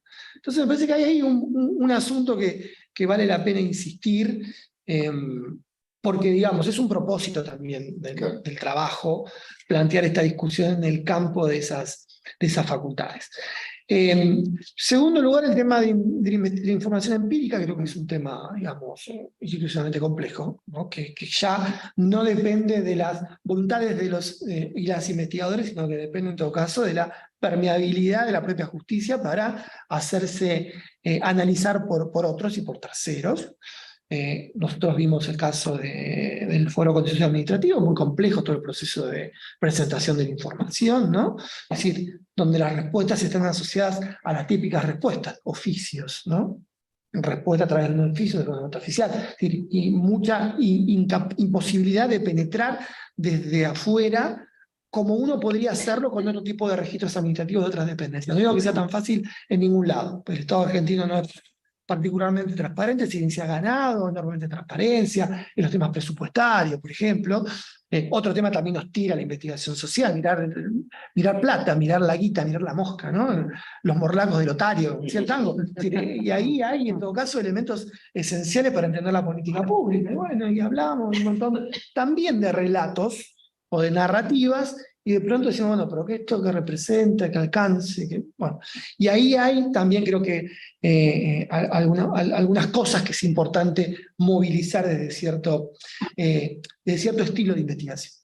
Entonces, el tema empírico creo que es un problema en términos sobre todo de las cuestiones que hacen a ciertos materiales que deben ser proporcionados por el Poder Judicial, creo que es un problema y que ya no depende tanto, digamos, de las insistencias, sino está más del lado de la, podríamos llamar, falta de voluntad, ¿no? Falta de voluntad institucional, de proporcionar información en condiciones de ser ocultada y utilizada, en este caso, por el mundo académico. Entonces ahí hay un tema que creo que vale la pena, digamos, poner sobre la mesa y eventualmente también insistir en la necesidad de que esas cosas se tramiten de otro modo. Insisto, creo que hay una necesidad de una mayor transparencia de parte del Poder Judicial en términos de también mostrar sus morlacos de lotario, ¿no? Porque ahí hay muchas cosas que son difíciles de comprender.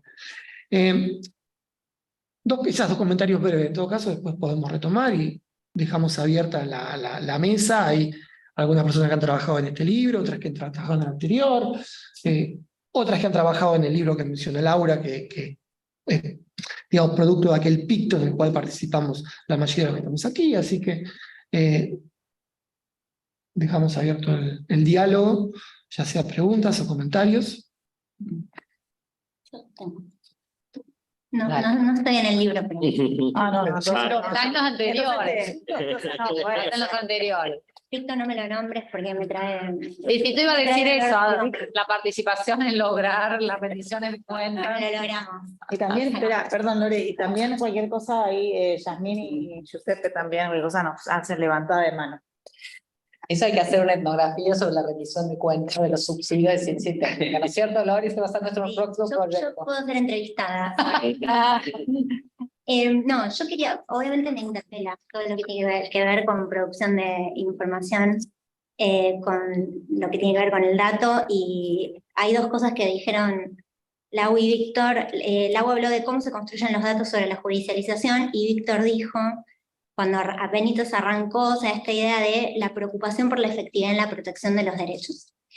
Y dijo recién esta cuestión de la dificultad sobre el acceso, ¿no? Y la falta de transparencia de las instituciones judiciales. A mí me resuena una cosa que me parece que es un problema mayor, digo, como para conversarlo acá, que no es solo el acceso, sino la producción. Me parece que lo que se observa, digamos, es que no solo no se brinda, no se realiza. Sí, es. Porque el Poder Judicial tiene una mirada hacia adentro que es un monitoreo de es un seguimiento de expedientes. El Ministerio Público Fiscal, los ministerios públicos también.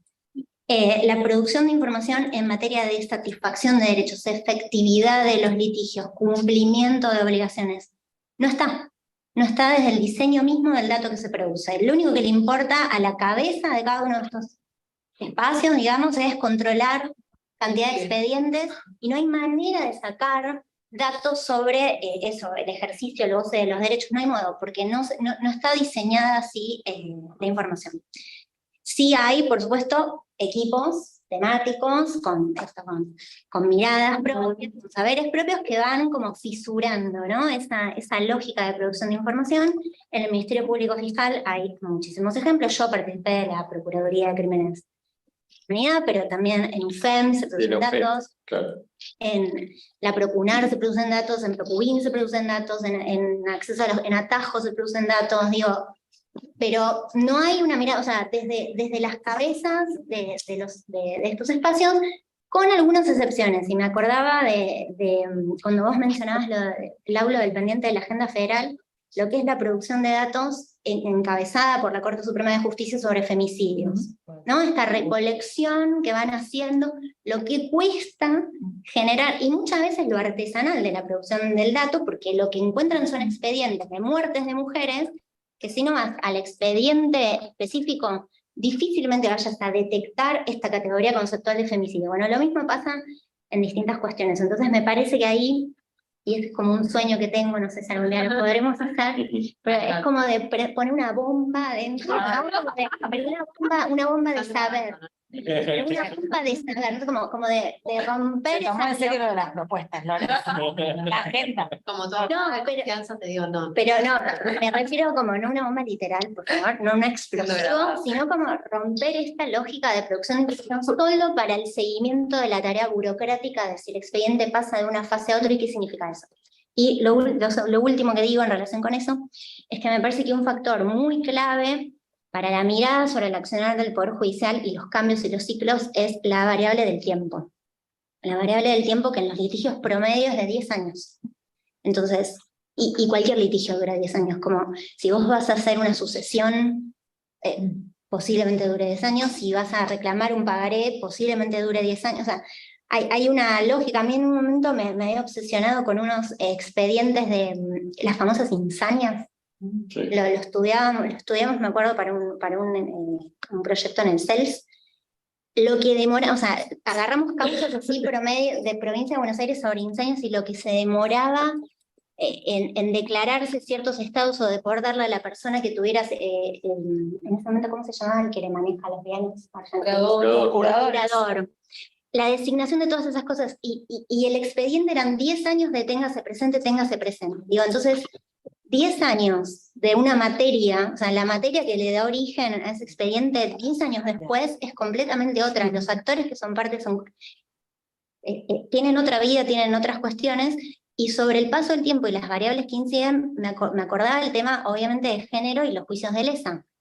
En los 80 nadie estaba mirando, nadie tenía la perspectiva de género, pero en los 90 nos atravesó toda la discusión de género en el ámbito internacional, y en el 2000 y pico podemos tener la primera sentencia por crímenes sexuales como crímenes de lesa humanidad. Quiero decir, la variable del tiempo es ineludible para ir pensando como transformaciones, y también ir pensando, bueno, en esos 10 años, quién sabe quiénes pasaron por ese juzgado, que es el que tiene la causa y es el que actúa, y otra cosa que tiene la variable del tiempo es que cambian los actores y otra vez es como que se vuelve a foja cero. Otra vez alguien tiene que leer todo de nuevo, alguien se tiene que empapar de lo que se trata, entonces se tarda. Bueno, eso. No me quiero extender, pero me parecían que eran como dos cosas para. No, y buena la corrección, de la producción. Yo no la tengo que producción. Es la palabra correcta. ¿Puedo sumar una cosa acá? A ver, no, que yo me quedé pensando con esta frase que dijo Víctor y después complementó Laura, que traía Lore, esto de la efectividad del derecho. Bueno, siempre el Poder Judicial como un poder residual cuando los otros dos otros poderes del Estado no actúan, que pasa que quién se encarga de hacer satisfacer ese derecho, de ejecutar.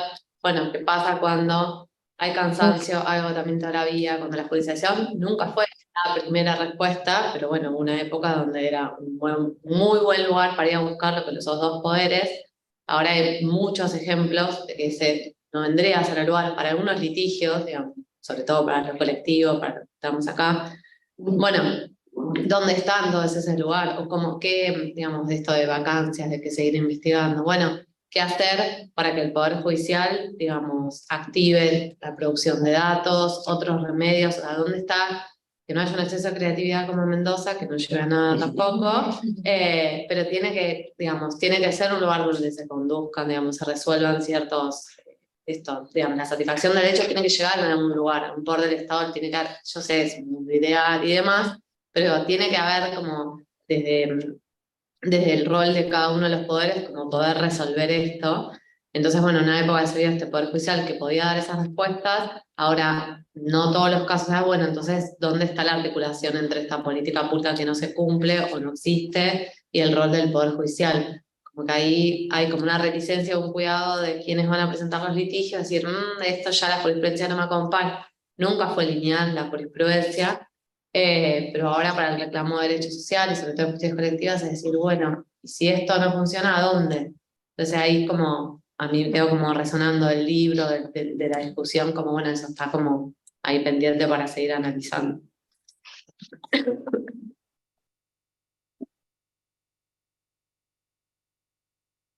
Ya que estoy acá.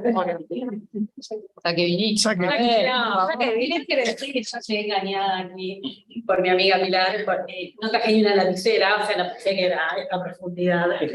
No tenemos ni agua para convidar. No, pero escuché, primero me siento el mejor objeto de estudio para ustedes.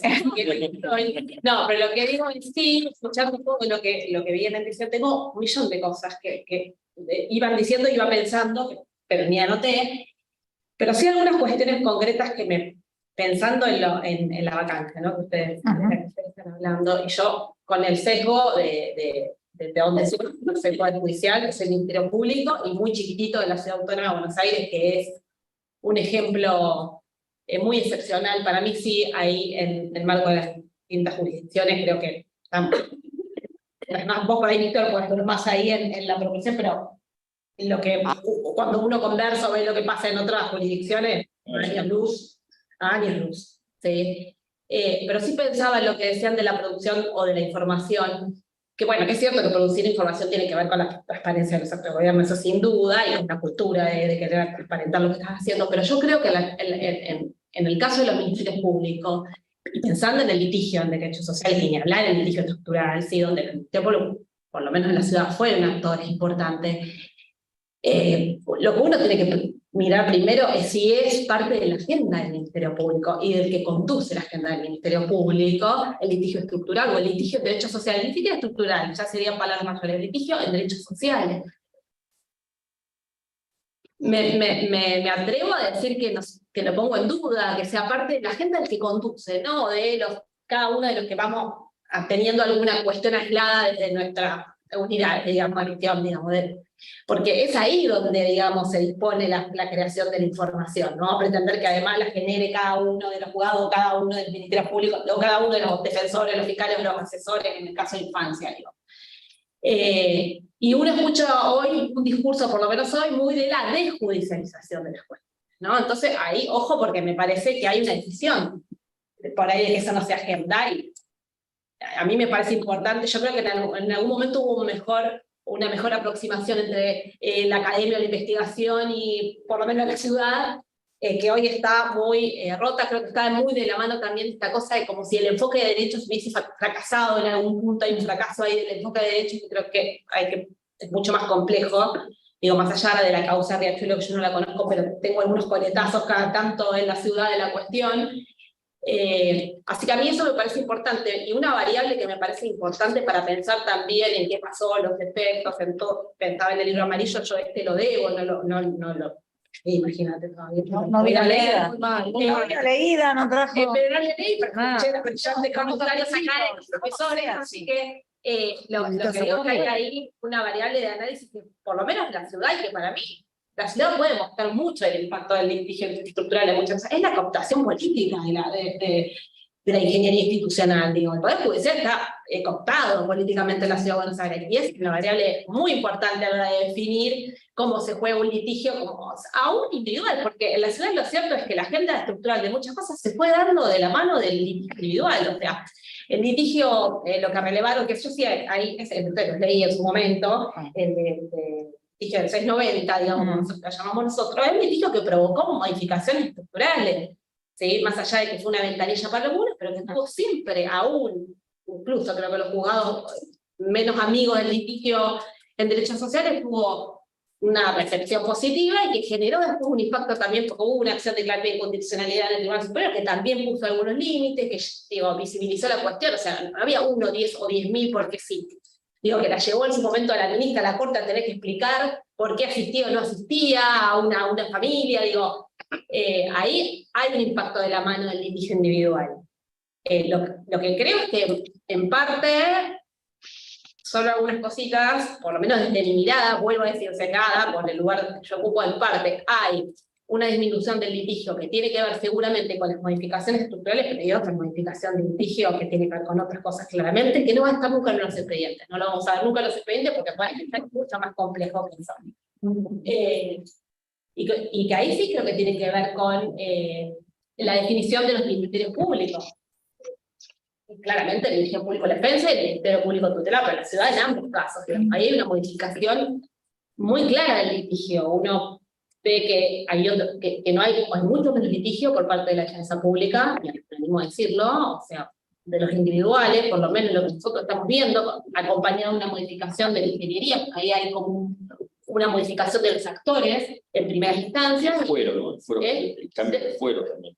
Claro, hay cambios, claro. O sea, hay mucho litigio ahora en salud con las obras sociales, con la obra social de la ciudad, pero que son con juzgados particulares, que bueno, nosotros intervenimos porque siempre son niños. Hay una cuestión de la vacancia, cuestiones de salud mental, que realmente son, empieza a haber cuestión de litigio individual y cuestión de tercera edad.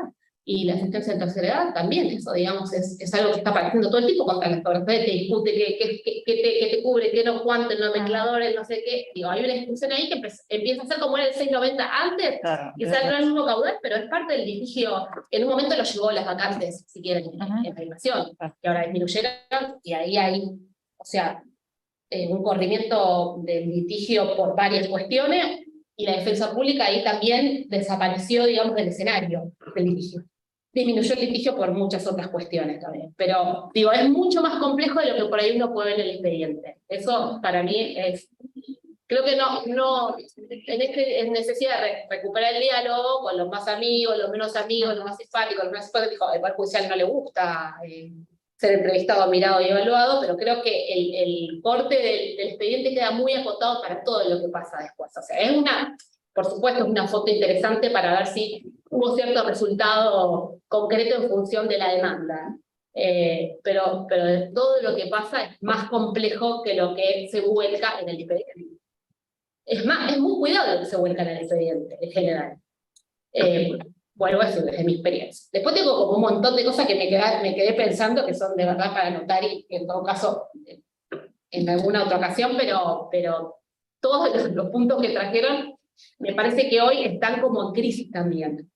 Muchas de las cuestiones es un momento como de crisis, que no necesariamente es algo negativo, digo, y creo que no es el mismo momento. Aquel momento era incipiente, creo que también era un momento todavía de mucho euforia con el enfoque de derecho, que yo creo que ha sido, yo tengo un montón de cosas para decir de los efectos positivos del enfoque de derecho y de la intervención en muchas cuestiones del Poder Judicial, así como un montón, por supuesto, negativas, pero hay un actor ahí que existe que no, por lo menos en Ciudad, a nivel, bueno, en la Corte por supuesto también, y supongo que en algunas otras provincias, pero pocas, es un actor fundamental, o sea, porque está ahí de alguna manera, y hay un montón de cosas que no están en los expedientes, que son intervenciones judiciales, que generaron impacto antes, ¿sí? Antes, durante, y que no llegan a formalizarse también, que son para mí cuestiones también a tener en cuenta cuando uno piensa en la incidencia de este nuevo actor que está y pareciera que aún aunque vire la forma de intervención o los actores que están interviniendo, sigue siendo un actor.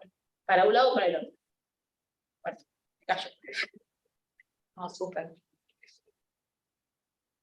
Yo quería consultar, no sé si... No, como una inquietud personal respecto de por qué efectivamente la sociología se fue corriendo, respecto a lo que decía Gamayo, por qué la sociología se fue corriendo del estudio en materia del Poder Judicial. Así es que efectivamente podríamos decir que podemos encontrar un estudio profundo sobre el Poder Judicial en las trayectorias de la sociología o de la ciencia política incluso, ¿no? Porque se ha trabajado sobre grandes estructuras, sobre cómo se conforma el Estado y demás, las distintas instituciones que la conforman, pero me parece que tampoco hay tanto eje puesto en el Poder Judicial en específico. Digo, ¿por qué no habría un tratamiento o una intencionalidad, más que nada pensando en la sociología argentina, del trabajo de un sector que está, digamos, adquiriendo más responsabilidades y se va agrandando también?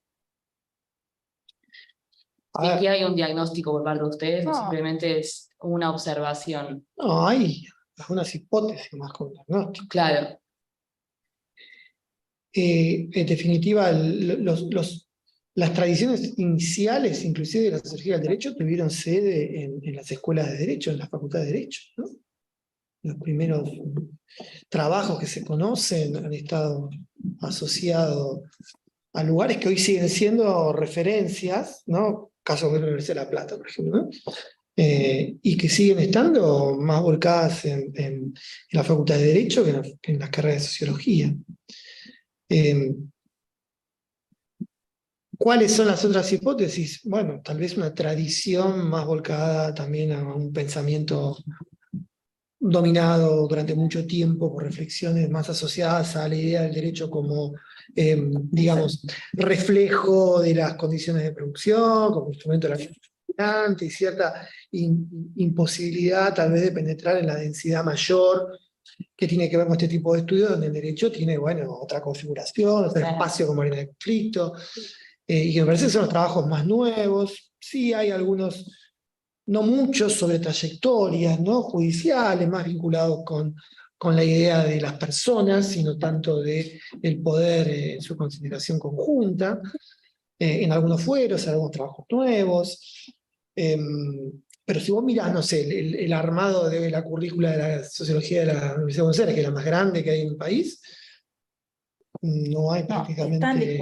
Está en discusión ahora, es una discusión, ¿no? Vigente para la disciplina. Esta discusión, de hecho, en el trayecto formativo de sociología está ahora, hoy por hoy.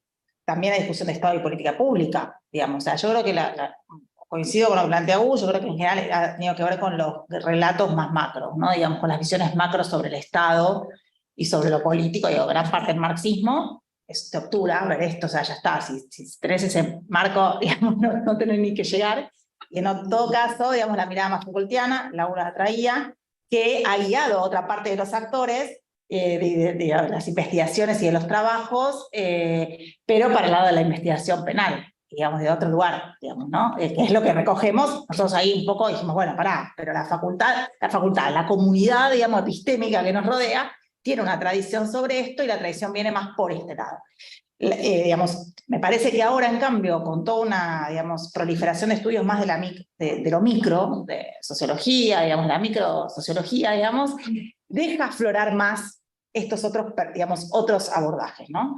Y también de las discusiones o de los debates sobre política pública, pero digamos, por ejemplo, ahora estamos viendo mucho más debates sobre los personajes, los nuevos actores. Víctor recién no creo que lo traía o hablado sobre los nuevos actores, sobre los abogados, las abogadas, los nuevos personajes, sobre más, digamos, saberes expertos, digamos, o sea, o sociología de las profesiones. Hay como toda una cosa más, digamos, que empezamos a llegar, pero mirando por ahí, ¿no? Mirando por ahí. Estoy pensando en la tesis de Andrés sobre abogados Ayala, sobre abogados anfibios.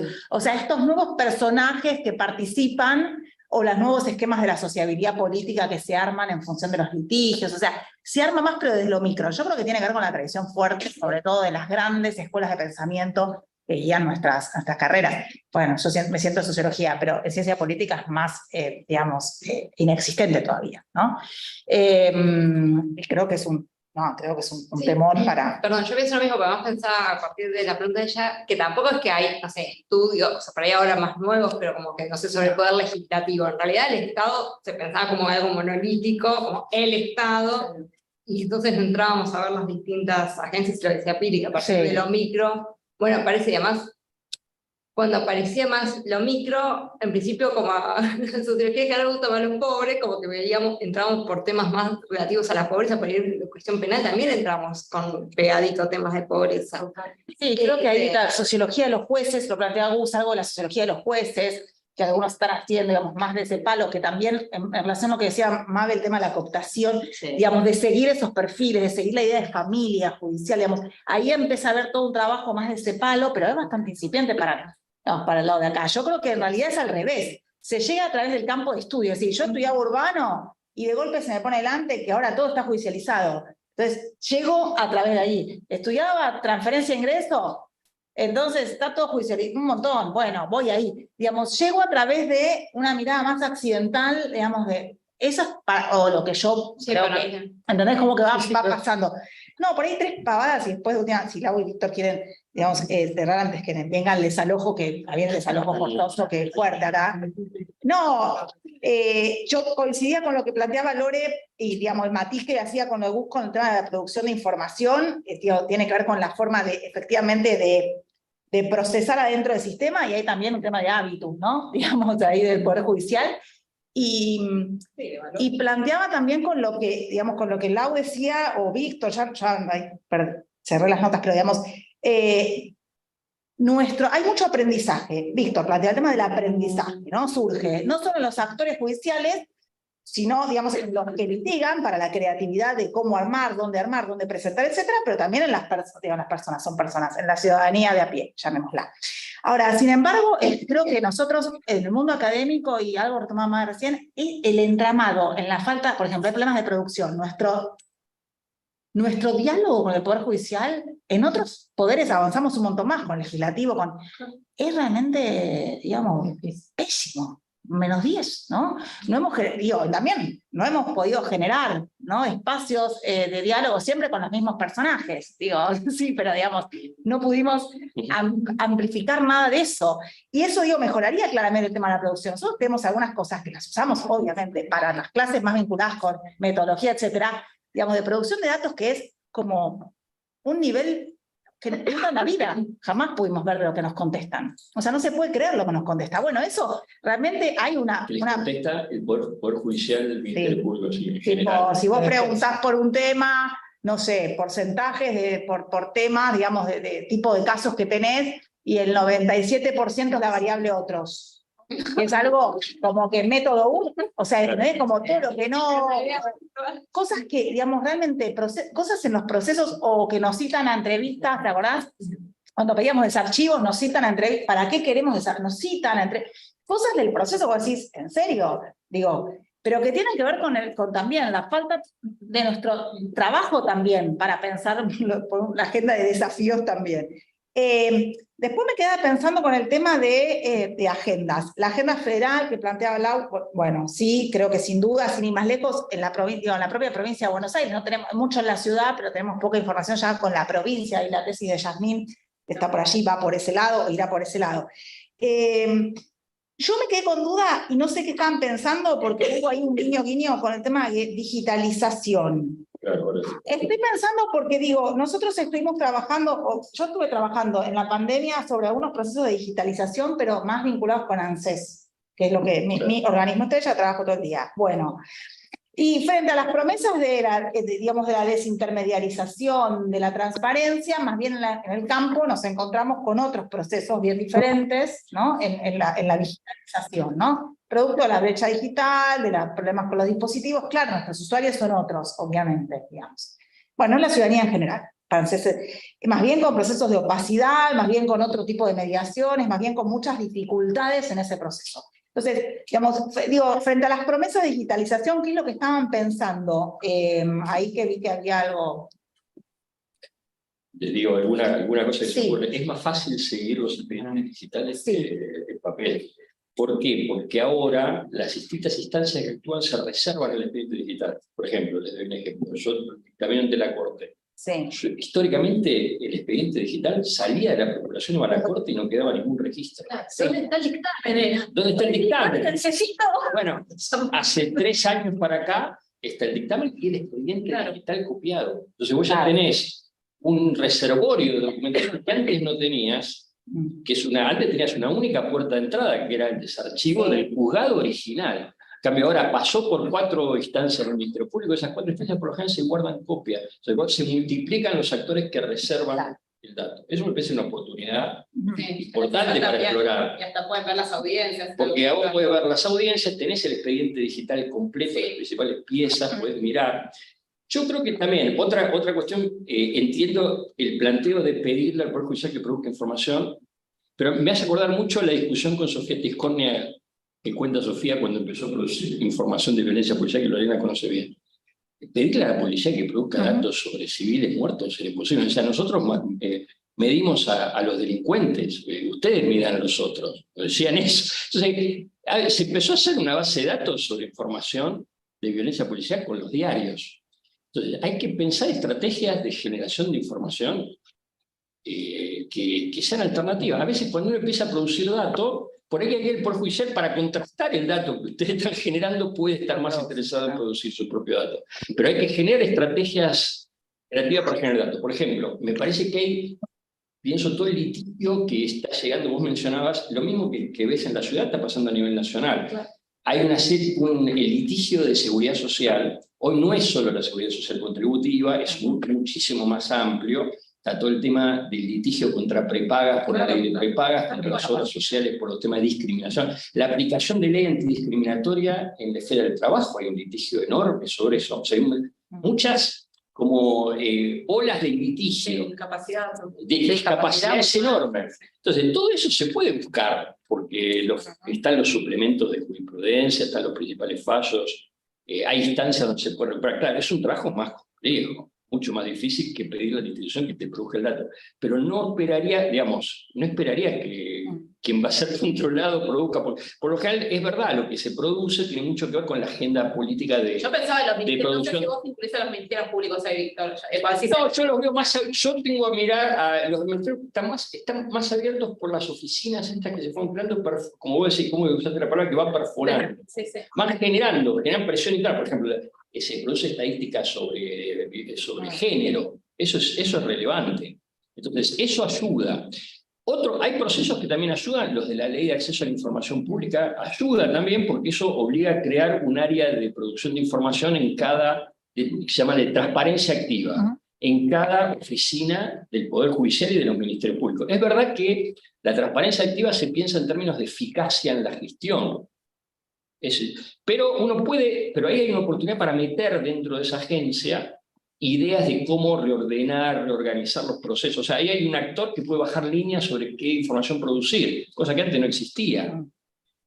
Obviamente va a ser difícil. El otro día hay 2 proyectos que me parecen interesantes para dialogar. Uno que tiene Laura Clérico y Nancy Cardinó, no sé si estuvieron en contacto, sobre superiores tribunales provinciales, que me parece interesante porque es de acá de la facultad. Y hay un proyecto de la red de áreas de derechos humanos de 5 superiores tribunales que está produciendo información estadística sobre lo que vos creo que hablaste, yo también hablé. Claro, el planteo fue, no produzcan, un poco lo que usted está diciendo, no hagan información de gestión, hagan información que sea relevante para controlar. Y me dice, bueno, pero acá la cabeza política son los presidentes de las cortes. Entonces, pero ahí hay un sector, hay un área técnica que por ahí no le van a permitir hacer todo, pero le puede permitir hacer alguna cosa. Entonces ahí hay un lugar para incidir. Lo pienso muy parecido a recuperar la estrategia de producción de información sobre violencia policial, cuando la estadística policial la produce la policía que no quiere ser controlada. Lo mismo va a pasar con el Poder Judicial. Entonces hay que pensar mecanismos alternativos de generar esa información. En lo que hace, digamos, lo que cada uno de nosotros podemos hacer, a mí en particular me interesa que haya información, que se genere investigación sobre las materias que llegan a la Corte. El Ministerio, ahora estuve charlando con no sé, ¿están grabando acá? Sí. puedo contar algunas cosas, pero no importa. Pero no hay problema. Pero es sobre una investigación sobre judicialización en salud, que me parece que es un gran tema, todo el tema de discapacidad. Obviamente, yo tengo deberes de reserva vinculados con los nombres, pero al mismo tiempo mucha de la información que está en expedientes es pública, por la misma ley de acceso a la información pública. Entonces, anonimizando nombres de partes, hay un montón de información que está en los registros del Ministerio Público, ante la Corte, ante las cámaras, que se puede usar. Ahí yo creo que, yo creo que los ministerios públicos sí pueden ser una fuente de buena información. Sí. Ahí debiera estar construido desde otro lugar. Es muy complicado. Si no del impacto de su litigio. No, es para construir, en base a esos datos, construir datos. Claro. Sí, a mí me parece un poco para complejizar en el picto. Hicimos un esfuerzo de trabajar con el Foro Contencioso Administrativo de la provincia de Buenos Aires. Lo hicimos con Laura, con Giacometti. Claro, exactamente. Fuimos a La Plata 2 veces, todos son informes, estamos acostumbrados a ir a La Plata. Pero el informe de Giacometti es interesante. Es buenísimo ese informe porque el debate fuerte que está colgado en nuestro, ese informe de estudio, documento de estudio, era cómo trabajar con el área informática, ¿no? Porque ese es un punto central. Esto pasa en los debates con indicadores. El caso central de Belén do Pará, que ha querido informatizar un poquito, es caótico, porque todo el área de ciencia de los datos, lo primero que dicen, no, esto es un delirio, chao, ¿qué variable? Variable 1, 0, chao, esto lo volamos. Ese esfuerzo, que era como un primer elemento que hicimos, bueno, fue súper infructuoso porque no les importó, no hubo voluntad política, da igual. Pero era como pensar esa línea, y ahí me parece que sí, un punto que deberíamos quizás, no hoy, pero más adelante seguir en ese debate, las dos cuestiones están de poder judicial, que tiene que rendir cuentas. Y eso están los mecanismos de monitoreo internacional, que ya por primera vez, con todo el mecanismo de indicadores de progreso, le puso esa mirada central. Y lo que pasa es que nadie mira esos informes. Otra vez, los informes están. Entonces, por ejemplo, si nosotros vemos el primer informe que presenta Colombia sobre derecho a la salud en el protocolo de San Salvador, Colombia sin ningún problema dice: la única forma que tienen los ciudadanos colombianos de acceder a la salud es que sí judicializan. Tremendo. Y lo dice en este informe internacional, y nadie lo buscó. Bueno, yo lo busqué y hice algún artículo con esto, pero digo, este es como un dato importante en términos de rendición de cuentas. Y el otro es trabajar sobre la rendición de cuentas. Tiene una mirada, hemos profundizado fuertemente todos estos mecanismos de monitoreo, que la que mejor le redunda es un principio de evolución, es para el evaluado. Entonces lo que necesitan precisamente es hacer informes porque les va a mejorar la eficiencia, tal. Ya estamos terminando, gracias. Y la segunda pregunta, me parece ahí, es ¿cómo se construye? Es decir, rendición de cuentas lo tienen que hacer, no lo hacen, está bien, pero habría que generar un mecanismo. Pues, cómo ellos son parte de engancharlos en un proceso de esa construcción, de la parte virtuosa. Vos decías, bueno, yo estoy acá, qué bárbaro, me sería buenísimo que investigue lo que estoy pudiendo hacer. Bueno, ¿cómo logramos esa parte? Y eso me parece que es lo que nos va a llevar mucho más tiempo, porque ahí sí empiezan con las áreas de datos de los poderes judiciales, con las áreas de los propios juzgados, con la...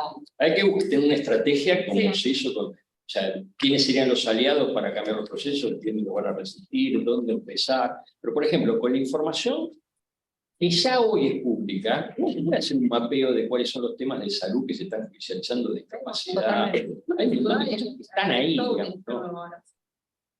¿no? No es que requiere... Sí, mucha complejidad. Mucha complejidad. Hay cosas que obviamente sí requieren más.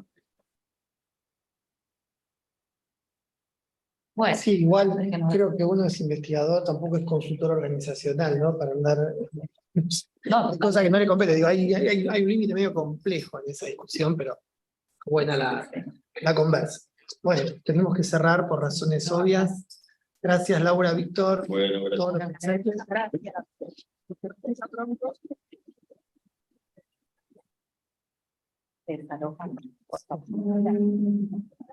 Aparecieron